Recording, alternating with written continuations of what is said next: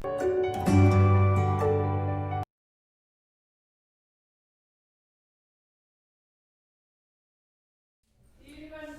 students, now we are going to discuss the next topic of the chapter, our environment. Yes, that is of 10th class. Yes, what is ecosystem? Yes, now we are going to discuss about the two topics, ecosystem and the energy flow in the ecosystem. Firstly, question arises, what is an ecosystem?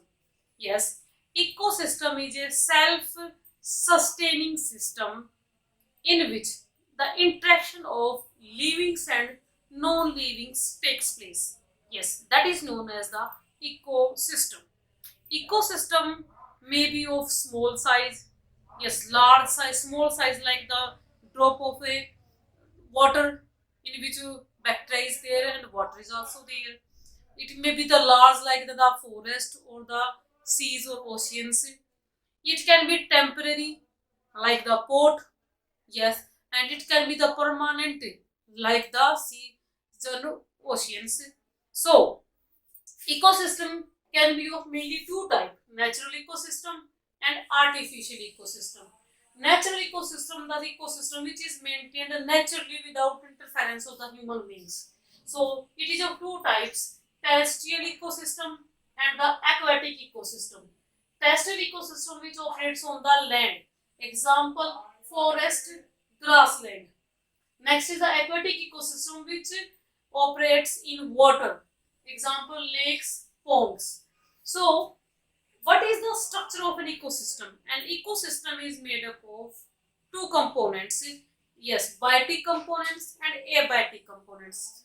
Biotic components includes producers, consumers, and decomposers.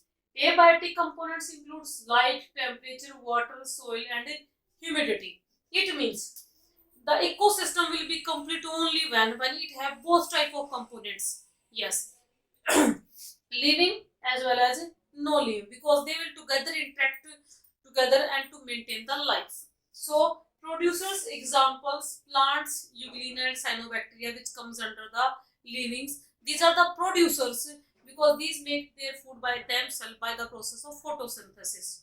The food prepared by the producers is eaten by the consumers, but consumers further divide into many types like the herbivores which will eat the plants, and herbivores is called the primary consumer.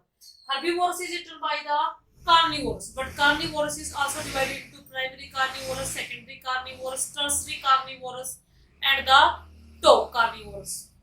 After that is the decomposers. Yes, decomposers is the bacteria and the fungus that will remain responsible for the cycling of the nutrients or minerals in the ecosystem.